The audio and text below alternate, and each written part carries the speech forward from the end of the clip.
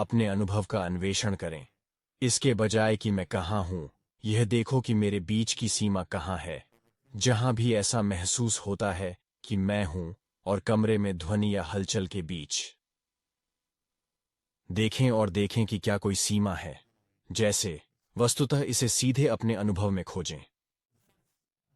विशेष रूप से दृश्यबोध बनाता है। यह आमतौर पर इसे बिल्कुल स्पष्ट जैसा बना देता है। यदि द्वंद्व की भावना है तो यह बिल्कुल स्पष्ट होना चाहिए।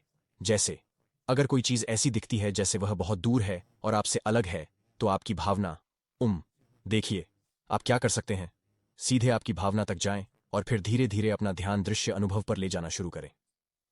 देखें कि विभाजन रेखा कहाँ है। यदि कोई है तो ऐसा नहीं है, ओह मुझे वह नहीं मिल रहा है। ठीक है, कोई अलगाव नहीं है। यदि आप यहीं एक वृत्त देख रहे हैं, है ना? मान लीजिए कि आप यहां देख सकते हैं और आप जिस वृत्त की तुलना कर रहे हैं उसके आधार पर उसके सापेक्ष आकार का अनुमान लगा सकते हैं। जैसे आप जानते हैं कि मैं कितनी दूर हूं, आप जानते हैं कि कुत्ते का आकार क्या है, व्यक्ति का आकार क्या है। लेकिन अगर यहां लोग और कुत्ते नहीं होते, अगर यह सिर्फ जगह होती और आप वास्तव में नहीं जानते कि चीजें कितनी दूर थीं वगैरह, एक वृत्त जो इतना बड़ा दिखता है वह 1 मील पार 1 मील दूर हो सकता है आपसे, या यह 1 फुट की दूरी पर हो सकता है, 10 फुट की दूरी पर। लेकिन तथ्य यह है कि आप दृश्य डेटा देख रहे हैं जो कि सिर्फ एक वृत्त है। आप वास्तविक दृश्य अनुभव से नहीं, बल्कि इसके आकार और दूरी का अनुमान कैसे लगा रहे हैं? यही मेरा सवाल है। यह कुछ ऐसा है जो बाद में घटित हो रहा है, और आप जो कर रहे हैं वह यह तलाश कर रहे हैं कि वह भ्रम पैदा करने के लिए आपका ध्यान वास्तव में कहां जाना है।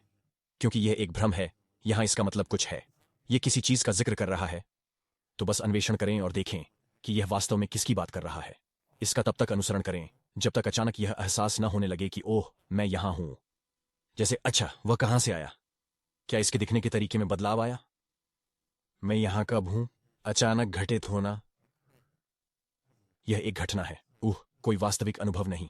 केवल घटनास्थल पर जाएं और देखें कि वह सारी जानकारी वास्तव में वहां है या नहीं।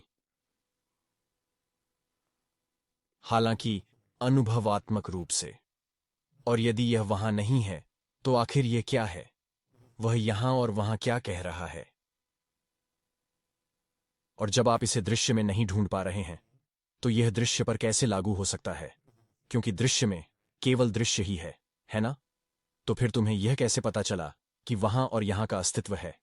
इसे कुछ और भी कहा जा सकता है। जैसे कि अगर आपकी इंद्रिय अलग तरह से जुड़ी हुई थी तो शायद आपके पास सोनार या कुछ और था। मुझे नहीं पता। यह किसी भी तरह से बहुत अलग दिख सकता है। या यदि आप स्थान को अलग तरह से अनुभव करते हैं, उदाहरण के लिए, या स्थान के बजाय यह इसमें एक मूल्य जोड़ रहा था, जैसे महत्वपूर्ण या महत्वपूर्ण नहीं। लेकिन फिर भी इनमें से कोई भी चीज दृश्य में दिखाई नहीं देती है ना? इनमें से कोई भी चीज दृश्य में दिखाई नहीं दे रही है। यह मूलतः एक बात के विचार के रूप में सामने आ रहा है। इसीलिए ऐसा लगता है कि जब आप रूप के माध्यम से देखते हैं तो आप न केवल अंतरिक्ष के माध्यम से देखते हैं बल्कि आप अर्थ के माध्यम से भी देखते हैं। क्योंकि अर्थ और दूरी और अलगाव, ये सब केवल बाद के विचार हैं। वे केवल बाद के विचार हैं जो एक ऐसे अनुभव पर रखे गए हैं जो प्राथमिक और अद्वैतवादी है।